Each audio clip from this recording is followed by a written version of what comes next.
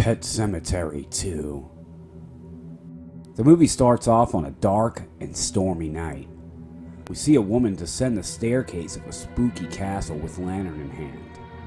The perfect start and setting to any great horror film. It's soon revealed that we're actually on the set of a film called Castle of Terror.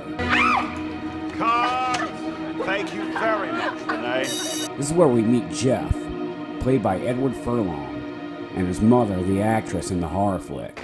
Couple minutes. Jeff has come to visit his mom when things go horribly wrong on the set.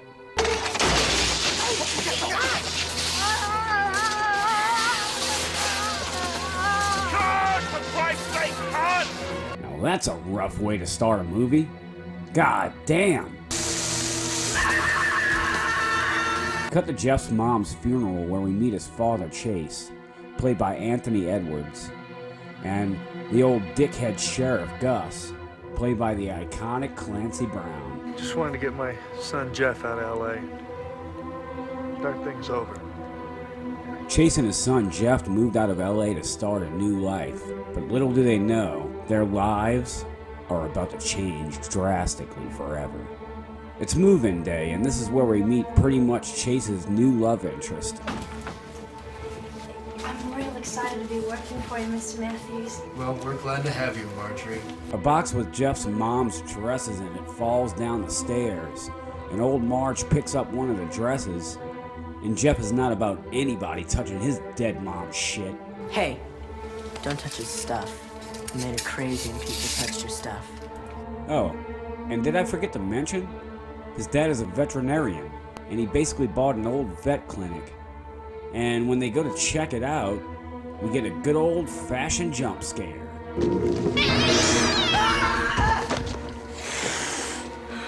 This is where we meet the dog Zowie and Drew. Oh, and we also get to see how nice of a guy Gus is. Hey, Jeff. Yeah, your mother and I used to be sweethearts? Really? What a fucking dick! It's Jeff's first day in his new school where we see the movie bullies. Check it out. Celebrity boy. Kid just looks like a little asshole. They pretty much immediately start fucking with him. You ever seen a kid run before? Yeah? No, I mean really run. Like this? These little fuckers, huh? So they take Jeff's new pet on a joyride. Yeah, I can't wait for this little fuck to die. You having fun yet? Oh boy. He chases the punks down the hill. And this is where the little bully fucker tells Jeff about the road that leads to the pet cemetery and a little about the Creed family. You heard about the Creed murders yet? Hey, you heard about the place where the dead rise? Just back there, Jeff. Just down that path. Makes fun of his dead mom some more. Maybe you could go dig up your old lady, bury her back there. Jeff then socks his bitch ass in the nose. And then he just beats the shit out of poor Jeff. Damn kid can't catch a break. Shit. Jeff then heads down the eerie path to find his cat.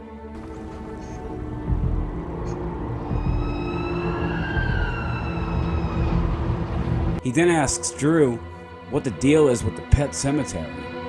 What was all this stuff about people coming back to life? Nothing. It's just an old ghost story. Later on that night, we get a glimpse into Drew's happy home life. You better watch your mouth, Drew, buddy. I'll take that hay and shove it right back down your throat. You understand? Then we cut over to Jeff's house where he's watching some of his mom's old movies. I still can't believe she's dead. Shit. This movie is depressing as fuck. And if that wasn't depressing enough for you, we then get this super fucked up scene here. God damn it! Don't shoot him! What, Drew? What did you say? Yes, that dickhead Gus shot Zowie. What an evil fucker.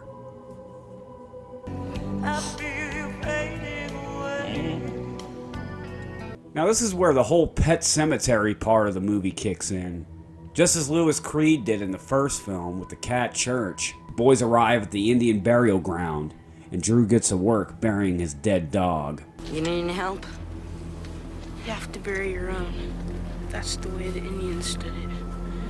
It's like a rule. Later on that night, Zowie finds his way home. Zowie. Ew. That dog probably smells like shit. Chase agrees to take Zowie home. I'd like to take him home tonight for observation. Then Jeff starts to question if the dog was even dead when they buried it.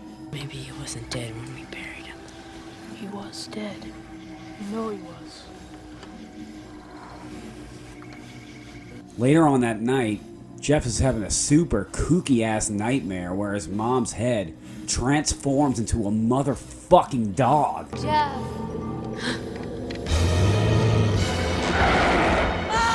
What the fuck?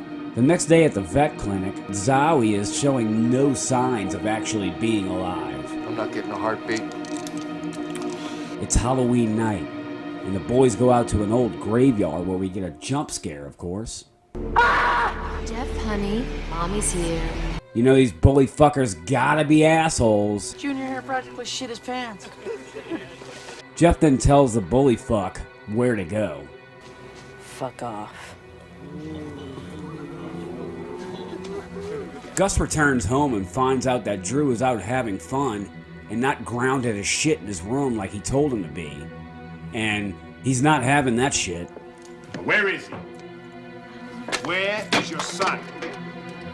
Pet Cemetery. Cut back to the graveyard where bully number 1 gives a little exposition. Ellie Creed was the only one that lived. Then Happy Man Gus shows up to wreck the party. Oh, and then this happens. No, Zowie, stop! Yeah, that's what you get, you fucker. So you think they're just gonna run away, right? Wrong. They take Gus's ass to the pet cemetery because, of course they do. I mean, he was already a dick before. How in the fuck you think he's gonna act when he comes back from the dead? You can bring him back. I'm gonna go ahead and say that the costume choices of our two main characters being Jason and Dracula is a pretty fucking cool little Easter egg. Remember Gus? Yeah, well, he's back from the grave and he smells like shit. Oh, hold his eyes. Oh, you smell that. What did you get yourself into? But the weird thing is, he's being extremely nice for some reason. It's like we're family. A real family. Back at the vet clinic, Chase gets a very disturbing phone call. Was it your idea of a joke to send me blood from a dead animal? But I didn't get that. Next time, it might be a good idea if you take a blood sample while the animal is still alive. Then we see that Zowie got loose from his kennel and mauled a bunch of kittens. Oh no. Jam it. Chase goes to find some answers when this guy tells him of a similar case involving a cat named Church. It's dead. And so was Creed's cat. So was his wife. On the night she was killed for the second time. Then he just laughs like a fucking lunatic. It's dinner time over at the Gilbert residence, where Gus is displaying his funky ass table manners. Gross. Later on that night, as Chase is waiting for the Hound of Hell to show up, his dumbass falls asleep, I guess, and he has a dream that he's fucking his wife. When this happens.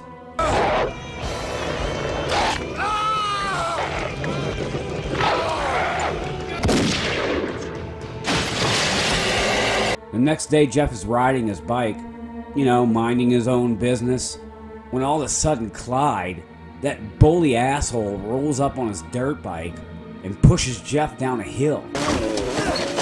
This little asshole here, huh? Well, don't you worry, folks, because old Clyde here is about to get just what the fuck he deserves. I'm just fucking with you. Stop it, man!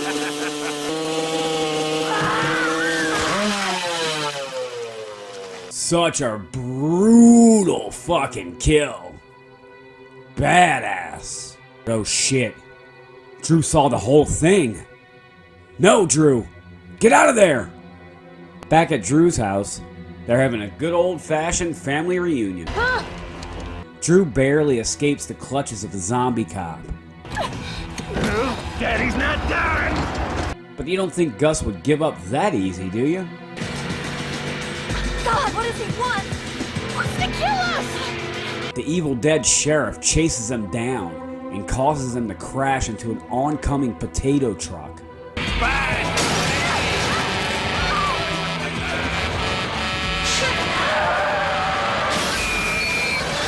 Brutal as fuck.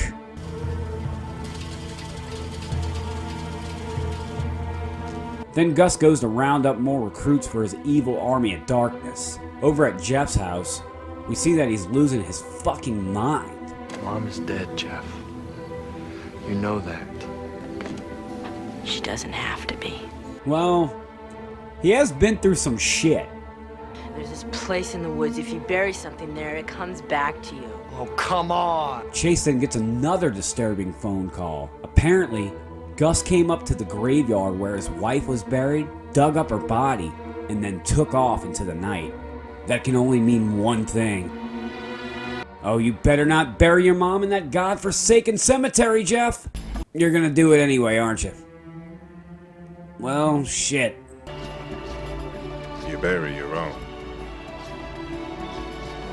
Chase goes to confront Gus, but before he does, he runs right into Zowie.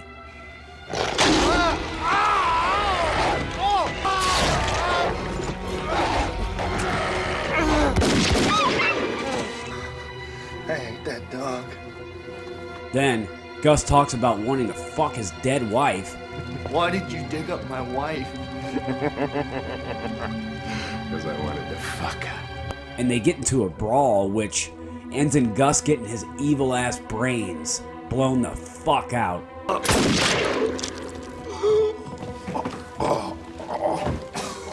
Fuck yeah. Then we get this hilarious scene here where Chase goes back in to make sure that he's dead.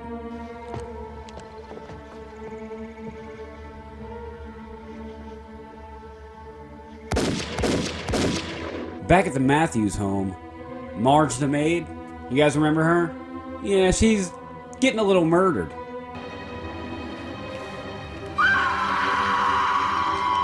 Oh shit! Mommy's home. We're going to be together again. Then, Zombie Clyde comes over to play. Hey, Junior. Shit. Wanna play? But it doesn't end well for Bully Boy because Jeff jams a live electrical wire into his mouth hole and his fucking head explodes. Eat this, asshole!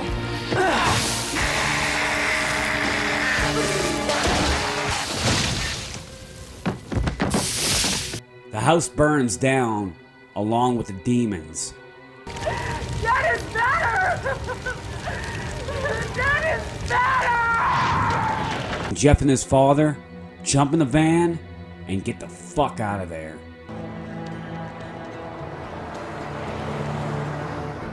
And that's the end of the film. Definitely a very solid little horror flick, and not a bad sequel to the first film. This movie has some very nice special effects, as well as the rockin' 90s soundtrack.